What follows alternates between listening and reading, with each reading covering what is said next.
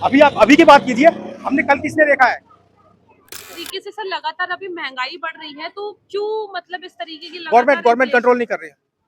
Government control नहीं कर रही।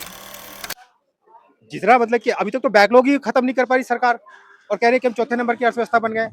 चौथे क्या, नंबर वन भी बन जाएंगे आप, तो क्या बेरोजगारी की समस्या हल कर सकती है गवर्नमेंट? और कितने साल में मतलब क्या कहते हैं बनेंगे? कोई भी सरकार होती है उसको अपने प्रॉमिस करने चाहिए 5 साल के लिए। मतलब फैमिली कि प्लानिंग। फैमिली प्लानिंग पे मतलब कि जोर दिया। अगर कोई आके कहे कि 3 बच्चे पैदा करो, 4 बच्चे पैदा करो, ये बात तो कोई समझ में नहीं आती।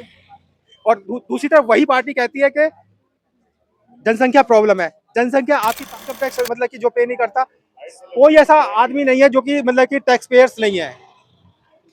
कहते 2 करोड़ के आसपास है। उससे ज्यादा इनडायरेक्ट टैक्स जो है वो सब देते हैं, सब। कोई कोई एक बंदा जो सोचता है कि मैं इनकम टैक्स नहीं देता, वो भी टैक्स दे रहा है, तो उसको भी उस चीज का फायदा मिलना चाहिए।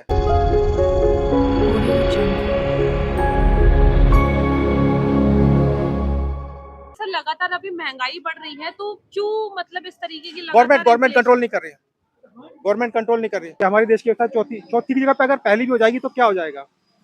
जब तक लोगों को रोजगार के अवसर नहीं मिलेंगे तो लोग अपने हक के लिए आवाज तो उठाएंगे। सर जब यहाँ पे व्यक्ति के पास रोजगार नहीं है, लगातार महंगाई बढ़ रही, तो फिर ये चौथी अर्थव्यवस्था हो कैसे रही है। चौथी चौथी अर्थव्यवस्था ये 10 साल में नहीं हुई है।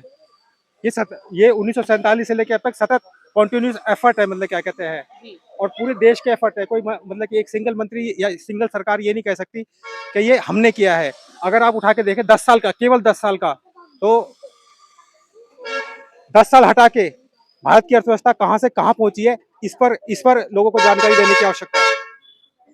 फिर आपको पता चलेगा कि 10 साल में हम कितना आगे बढ़े हैं। 1947 से 90 तक ये देखना पड़ेगा कि गवर्नमेंट और प्राइवेट सेक्टर में कितने रोजगार थे। तब हम ये कह सकते हैं कि 90 के बाद में 2024 तक कितने रोजगार प्राइवेट सेक्टर से उपलब्ध हुए हैं। क्या गवर्नमेंट सेक्टर में रोजगार बढ़े हैं या कम हुए हैं?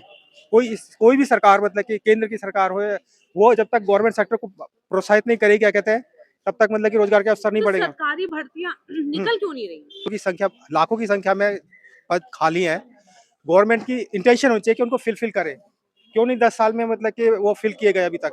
और फिल करना तो बैकलॉग हो गया ना। आगे और देने की इच्छा है इनसे क्या, मतलब कि सरकारों की। जितना मतलब कि अभी तक तो बैकलॉग ही खत्म नहीं कर पा रही सरकार, और कह रही है कि हम चौथे नंबर की अर्थव्यवस्था बन गए। चौथे क्या, नंबर वन भी बन जाएंगे आप, तो क्या बेरोजगारी की समस्या हल कर सकती है गवर्नमेंट? और कितने साल में मतलब क्या कहते हैं बनेंगे? कोई भी सरकार होती है उसको अपने प्रॉमिस करने चाहिए 5 साल के लिए। जनसंख्या भी तो बढ़ रही है। जनसंख्या बढ़ रही है तो भागवत जी के बयान कहते हैं कि मतलब कि 3 बच्चे पैदा करने चाहिए।